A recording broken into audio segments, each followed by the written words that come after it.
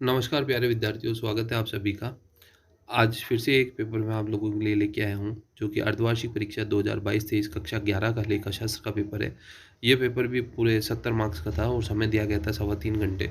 इस पेपर के अंदर आप लोगों को जो बहुविकल्पीय प्रश्न दिए गए थे, वो दिए गए थे ये प्रश्न दिए गए थे आपको टोटल मिला कर के करीबन 12 क्वेश्चन दिए गए थे। उसके बाद रिक्त स्थानों की पूर्ति वाले क्वेश्चन दिए गए थे। इसके बाद अति लघुतरात्मक और फिर उसके बाद लघुतरात्मक क्वेश्चन दिए गए थे। तो स्टूडेंट आइए पेपर को सॉल्व करते हैं। पूरी वीडियो को आप ध्यान से देखिए और बिल्कुल भी स्किप ना कीजिएगा। जब ध्यान से देखेंगे तो आप लोग अपने जो पेपर आप देखे आए हैं उसमें कितने नंबर आपके आने वाले हैं उसका सही आकलन आप कर सकते हैं। जो बहुविकल्पीय प्रश्न थे वो 1-1 मार्क्स के थे। टोटल 12 क्वेश्चन थे तो 12 मार्क्स यहाँ पे आप लोगों को प्राप्त होने वाले हैं। फर्स्ट जो क्वेश्चन था इसमें पूछा जा रहा है कौन सा व्यवसायिक लेन देन नहीं है, तो इसका आंसर होगा स अपने निजी बैंक खाते से 20,000 रुपये अपने बेटे की फीस का भुगतान करना। दूसरा जो क्वेश्चन आपसे पूछा जा रहा है मजदूरी की रोजनामचा प्रविष्टि में शामिल करेंगे, तो मजदूरी की रोजनामचा प्रविष्टि क्या होती है? Wages account debit to cash, तो मजदूरी खाता नाम टू रोकड़ खाता जमा। इसके बाद आपसे पूछा जा रहा है निम्नलिखित में से कौन सा रेखांकन समीकरण सही है? तो परिसंपत्तियां बराबर देयता है प्लस पूंजी, जैसा कि आप जानते हैं assets equal to liabilities plus capital. इसके बाद नेक्स्ट क्वेश्चन आपसे पूछा जा रहा है वह बही जिसमें समस्त खाते रखे जाते हैं कहलाता है, तो वह खाता बही कहलाती है। इसके बाद नेक्स्ट क्वेश्चन है रोकड़ बही में कौन से लेन देन नहीं लिखे जाते हैं? तो रोकड़ बही में उधार प्रकृति के लेन देन नहीं लिखे जाते हैं। रोकड़ बही में बैंक खाते का जमा शेष क्या प्रदर्शित करता है? रोकड़ बही में बैंक खाते का जमा शेष यह प्रदर्शित करता है कि बैंक में कितनी रोकड़ जमा कराई गई है। बैंक समाधान विवरण का निर्माण कौन करता है? तो बैंक समाधान विवरण का जो निर्माण होता है वो बैंक के खातेदार करते हैं। अगला आपसे प्रश्न आपसे पूछा जा रहा है बैंक समाधान विवरण के निर्माण में किस शेष का प्रयोग होता है? तो बैंक समाधान निर्माण के प्रयोग में रोकड़ बही और पासबुक दोनों के ही शेषों का प्रयोग यहाँ पे किया जा सके।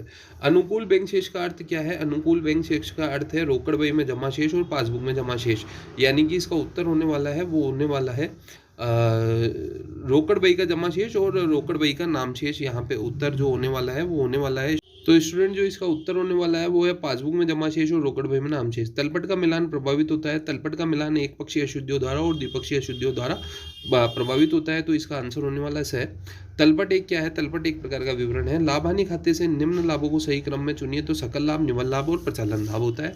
इसके अलावा यहाँ पे पूछा जा रहा है लेखांकन प्रक्रिया 1 अप्रैल से प्रारंभ होती है और 31 मार्च को समाप्त होती है।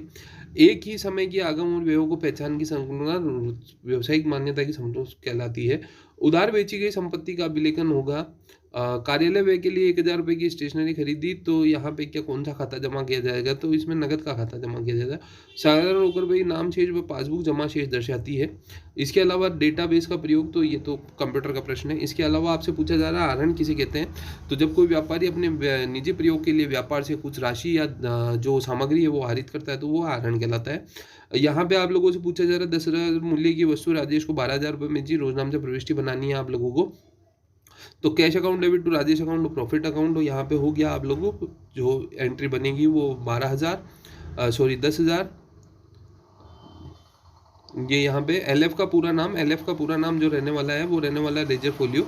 इसके बाद आपसे प्रश्न पूछा जा रहा है व्यापारिक छूट और नगद छूट में दो अंतर। इसके बाद आपसे दो एंट्रियां करने के लिए बोला जा रहा है जो कि आईजीएसटी और सीजीएसटी की एंट्रियां है। खुदरा रोकड़ बही का प्रारूप आपने को बनाने के लिए बोला जा रहा है। सैद्धांतिक अशुद्धियों के बारे में आपसे पूछा गया है। इसके बाद प्रारंभिक प्रविष्टि करनी है, तो स्टूडेंट यहाँ पे आपको असेट्स को अलग छाटनी थी।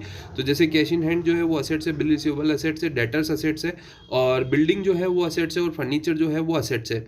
तो असेट्स जितनी भी है उन सभी को तो आपको डेबिट करना है, और जो लाइबिलिटी है जैसे क्रेडिटर और बिल्स पेबल है इन दोनों को आपको क्रेडिट करना था, यानी कि 2 साइड में लिखना था। अब जो डिफरेंस निकलेगा उसे आप कैपिटल में डाल के ट्रांसफर कर देंगे, तो ये ओपनिंग एंट्री आप लोगों की बन के तैयार है।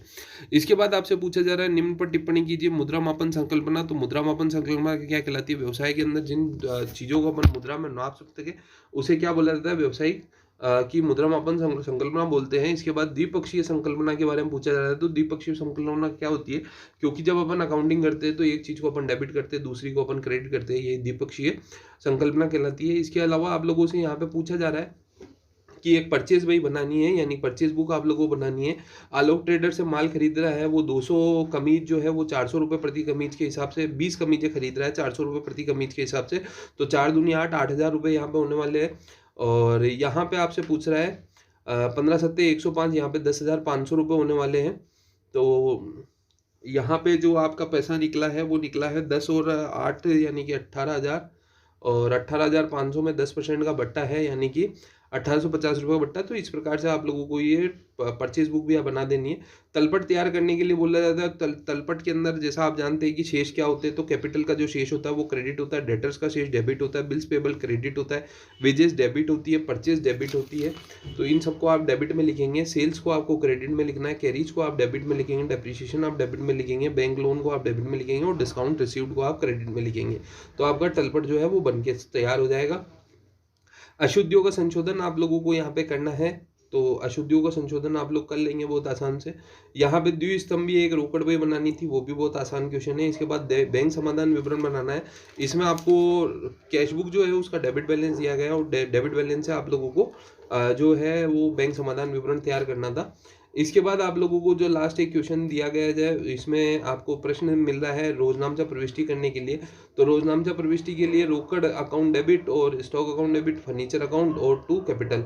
व्यक्तिगत प्रयोग के लिए नौकर निकाली, तो इसका drawings account debit to capital account Lalit से 12,400 रुपये का बट्टा दिया। तो cash account debit, discount account debit to Lalit, आग से माल नष्ट हुआ यानी loss by fire to purchases, 500 रुपये 60 रुपये ही चुका पाया, तो यानी कि cash account debit, bad debts account debit to Rahul. इसके बाद आप लोगों को ट्रेडिंग पी&एल बनाना था। तो ट्रेडिंग के लिए आप आइटम छाट लीजिए, पी&एल के लिए आप आइटम छाट लीजिए और बैलेंस शीट के लिए आप आंसर आइटम छाट लीजिए, तो आपका आसानी से ये खत्म हो जाएगा। तो स्टूडेंट पेपर ओवरऑल मैं कहना चाहूँगा कि पेपर ओवरऑल बहुत ही आसान था और आप लोगों को ये वीडियो से बहुत अच्छी जानकारी मिली होगी। आप अपने प्रश्न के कितने उत्तर आप लोगों ने सही किए हैं। तो स्टूडेंट मैं आपसे ये पूछना चाहूँगा कि कितने आपने सही किए, कमेंट बॉक्स में कमेंट देकर जरूर बताएं कि आप कितने नंबर इस पेपर के अंदर प्राप्त कर रहे हैं। और स्टूडेंट इसी प्रकार की हमारी वीडियो को और भी देखने के लिए जुड़े रहिए हमेशा हमारे चैनल के साथ में, RBSC इंग्लिश एजुकेशन के साथ। तो स्टूडेंट और भी अगर आपको कोई डाउट हो तो आप हमारे से पूछ सकते हैं, कमेंट बॉक्स में कमेंट डाल करके पूछ सकते हैं। वीडियो को पूरी देखिए, लास्ट तक देखिए और जो भी है वो आपके डाउट हमारे कमेंट में कर दीजिए, तो हम आपको उसका पूर्ण जवाब अतिशीघ्र देंगे। धन्यवाद।